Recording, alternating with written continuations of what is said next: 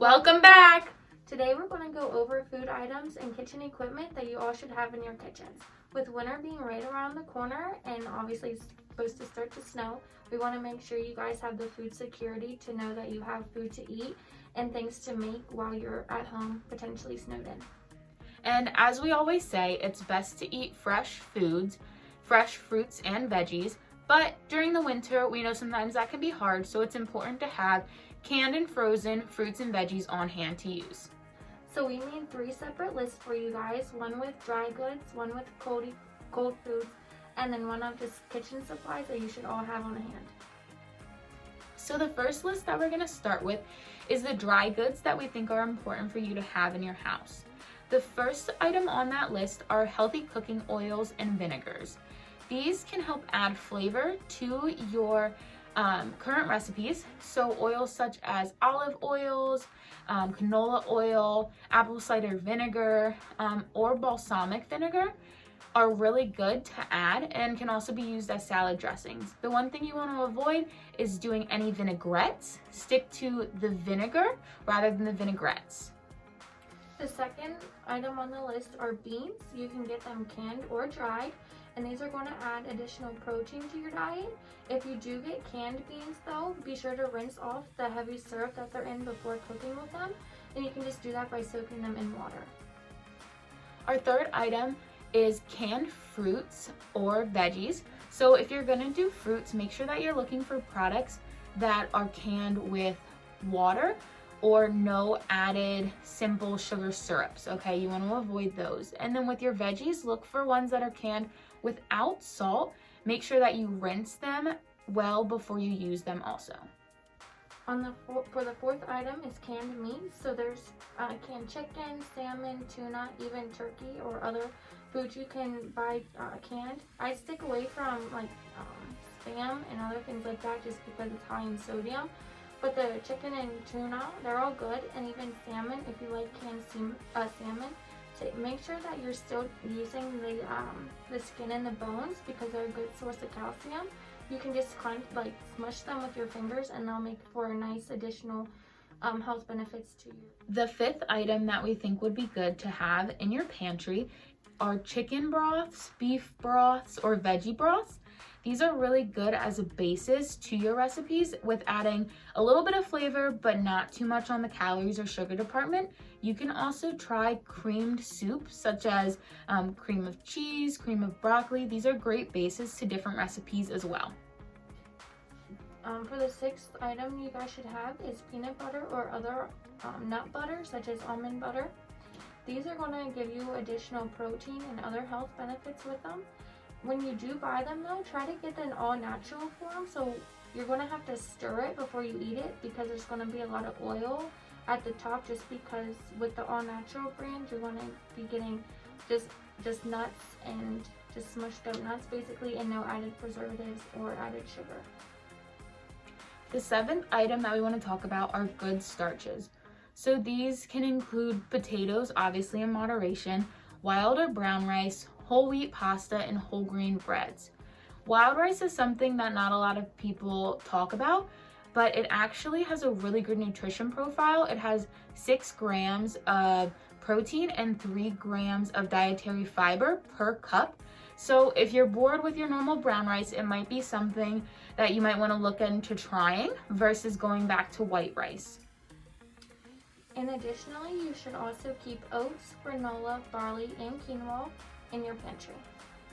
The ninth item that we think that you should have in your pantry are different types of flours. So a lot of people have all-purpose flour on hand, but that is very high in carbs. So another flour option that you might want to keep on hand is whole wheat flour, but also almond flour. Almond flour actually has a really good health profile.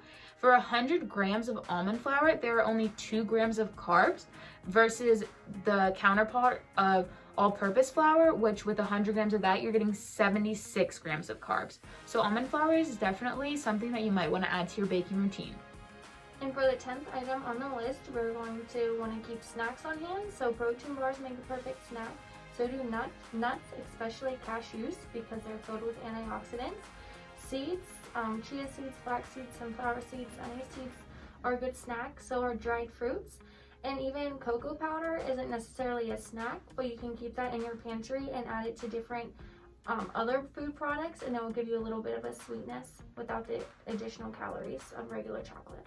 So now we're gonna move on to the cold food items that we think that you should have on hand. The first item we're gonna talk about is eggs. Eggs are a great source of protein, and they're also very versatile. You can scramble them, eat them sunny side up, or you can hard boil them. Even if they might be expiring really soon, it's great to hard boil them because then you'll have a nice easy breakfast or snack for the day. The second item is frozen vegetables. So even if it's best to eat them fresh, in the wintertime that's not always possible. So having frozen vegetables in the freezer is always ideal. That way you can just pop them in the microwave or steam them for a couple seconds, and then you have a good nutritious side dish for your meals. To follow up with that, we also want you to have some frozen fruits on hand. Fruits, once they go out of season, sometimes you can't find them fresh, so it's nice to buy them frozen so that you can still utilize them in your cooking. Some fresh fruits that actually are almost always in season and you can find often are apples and oranges. These are both also really great fruits for weight loss, so definitely try and keep them in one of your drawers in your fridge. Milk is a fourth item. Whether you drink fat-free, 1% almond milk or soy milk, whatever your preference is, it's always best to have that milk on hand just in case you aren't able to get to the store. You have something to drink and to cook with. Our fifth item is cheese. Cheese is a great ingredient to add to different recipes because it provides flavor. It also can give you your daily serving of calcium. And a lot of people don't always recognize this, but it has a good protein content. Make sure that you're watching out for ones with a very high fat content, but it's definitely a good item to have on hand. In everybody's fridge is condiments, but you want to watch out for the high fat and the sodium content. Dijon mustard is perfect because it's not only low in calories, but it's low in sugar, sodium, and fat. So that's a good thing to keep to use on whatever dish you may have. Our next items are Greek yogurt and cottage cheese. These are both products that have a good high protein content, especially if you might not be a meat eater. These are a good way to get your protein in. You can eat them by themselves. You can add cocoa powder to them for a little bit sweeter taste. You can use them as a dip. So they're very versatile and a great way to get some additional protein in. And water. Water is so important, and especially in the cold months, heaven forbid your pipes freeze or if your water source goes out, you always want to have water on hand just so you have it to drink and cook with. Our next item is salsa and olives. These are great things that you can add to your meals, again, in your different recipes. Salsa is also great because it's very versatile. There are tons of different options, from mild to chunky tomato to mango. You'll never really get bored with it, and it's a low calorie, low sugar option. And for the last item is frozen meats. So if you go to the store, just stock up on some chicken breast, some salmon, whatever meat that you like. Have it in the freezer, and whenever you're ready to eat it, just thaw it. So the last category we have for you today is kitchen equipment that we think that you should have on hand. The first item we're going to talk about is a food processor / blender. These are great for making smoothies, for breaking down different things into sauces, for making it easier to mix in as ingredients. You can get a regular blender. You can also get those immersion blenders, which are really helpful for mixing as well. But this is a great way to help add versatility to your meals. You should also have a slow cooker, a crock pot, or an Instapot. All of these make it really nice for you to just throw some food in the morning, and it will be ready for you to eat in the afternoon. You can make stews, soups, whatever you can think of in these crock pots, and it'll just be a lot less maintenance for you. The third item is a spiralizer. This is great for cutting up different veggies. It's a great way to put them into different shapes and stuff like that, and then you can bake them, and you can almost make them like baked veggie fries, so you might be able to get your kids to eat them, but it's just a good way to change up the way that you're eating your veggies. And you should also have an air fryer. Air fryers are perfect for not only making foods, but for reheating different foods. So these are just going to cook your food without using any oil or grease, and it's just a healthier way to eat food.